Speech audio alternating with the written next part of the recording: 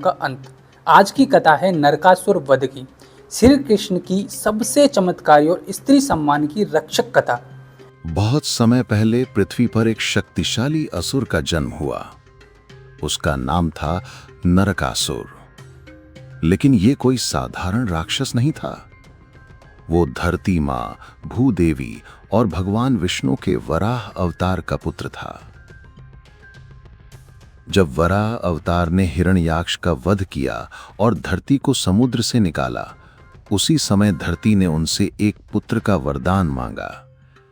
भगवान ने कहा, हे भूदेवी, तुम्हें एक पुत्र प्राप्त होगा, परंतु उसकी प्रकृति तुम्हारे पालन पर निर्भर होगी। नरकासुर का पालन पोषण दैत्यगुरु शुक्राचार्य के आश्रम में हुआ। वो वेद शास्त्रों, अस्त्र शस्त्र और माया विद्या में पारंगत हुआ। शुक्राचार्य ने उसे सिखाया, बल, अधिकार और भय ही सत्ता है।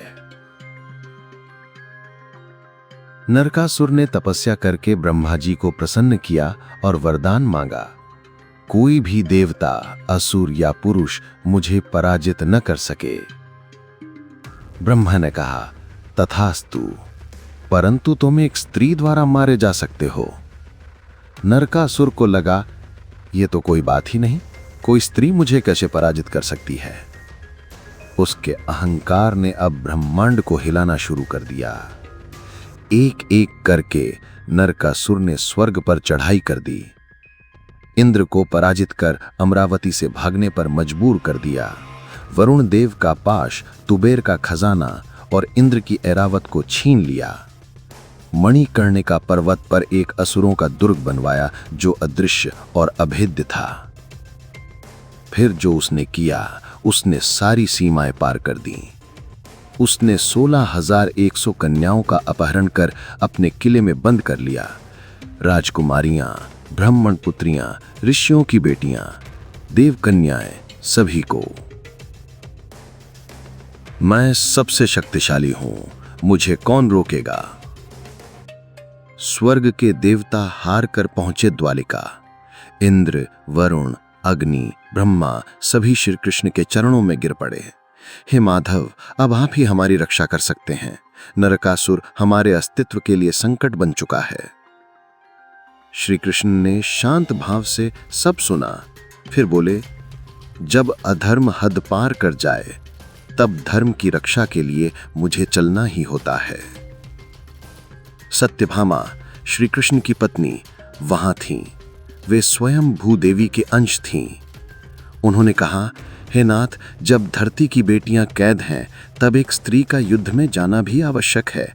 मैं आपके साथ चलूंगी। श्री कृष्ण मुस्कुराए, तो चलो सत्यभामा, चलो धर्म की रक्षा के लिए युद्ध भूमि में। श्री कृष्ण और सत्यभामा गरुड़ पर सवार होकर निकले नरकासुर के अभेद्य किले की ओर। रास्ते में उन्होंने माया नगरी, राक्षसी पहर और भीषण सुरंगों को पार किया। नरकासुर ने पहले ही खबर पाली थी। उसने अपनी सेना तैयार कर दी थी। जैसे ही श्री कृष्ण का आगमन हुआ, नरकासुर ने 70 करोड़ असुरों की सेना को उतार दिया। शूल, त्रिशूल, अग्निबाण, वज्रबाण, पूरा युद्ध भूमि तांडव बन गई। श्री कृष्ण ने सुदर्शन चक्र से सैकड़ों योद्धाओं को काट डाला। सत्यभामा ने भी धनुष उठाया और राक्षसों के मुख काट डाले। नरकासुर ने अब स्वयं युद्ध भूमि में उतरकर कहा, कृष्ण, तू मुझसे नहीं जीत सकता। श्री कृष्ण बोले, नरकासुर, जब कोई स्त्री के सम्मान को लांघता है, तब वो स्वयं अपने अंत को बुलाता है।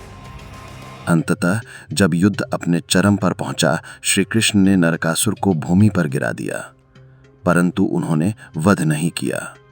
सत्यभामा ने धनुष उठाया और जैसे ही भगवान ने संकेत दिया, सत्यभामा ने बाण चलाया। वो बाण सीधे नरकासुर के हृदय में जाकर लगा। नरकासुर गिर पड़ा। मरते हुए उसने कहा, मैं जानता हूं, मां ही मेरे अंत का कारण बनेगी। हे माता सत्यभामा, मुझे मोक्ष दीजिए। श्री कृष्ण ने उसका सिर स्पर्श किया और कहा, तुम्हारे पाप आज समाप्त हुए, अब मोक्ष तुम्हारा है। नरकासुर का किला टूटा। 16,100 कन्याएं बंद कक्षों में कैद थीं। वे कांप रही थीं, उनकी आंखों में आंसू थे। श्री कृष्ण ने उनके सामने आकर कहा, अब तुम मुक्त हो, पर तुम्हारा जीवन अब कहां जाएगा? कन्याएं रो पड़ीं, हे प्रभु, अब समाज हमें अपवित्र मानेगा, हमारी रक्षा सिर्फ आप कर सकते हैं। श्री कृष्ण ने कहा, मैं तुम्हें दया नहीं, सम्मान देता हूं।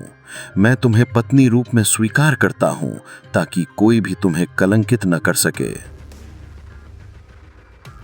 नरकासुर का वध कार्तिक मास की चतुर्दशी को हुआ। उस दिन को कहा गया नरक चतुर्दशी, जब अधर्म का अंत हुआ।